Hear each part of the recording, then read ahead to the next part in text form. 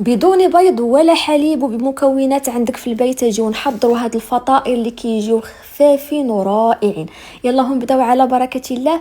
في بول درت 4 ديال الكؤوس ديال الماء دافي اللي تيكون مايل البروده ما يكونش سخون، معلقه سكر سنيده ومعلقه كبيره مع عمره ديال الخميره رفيعه بليس اللي فيها 2 في واحد خميره هما حسين في نفس الوقت، الملحه، وكنضيف كاس ديال الدقيق الابيض اي الفرص، و3 ديال الكؤوس ديال السميده الرقيقه.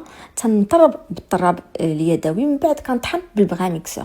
كنطحن مزيان، عاد كنضيف كيس ديال خميره الحلويات، معلقه ديال الخل، كنعاود نطحن وكنغطي على الخليط وكنخليه يختمر مزيان حتى كيضاعف الحجم ديالو. كيف ما كتشوفوا كيولي بحال هكا.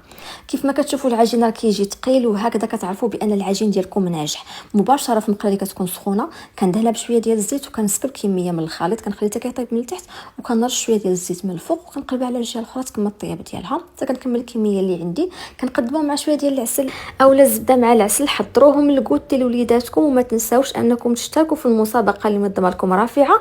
شروط المسابقه كلها غتلقاوها في الصفحه رافعه، وحظ موفق للجميع.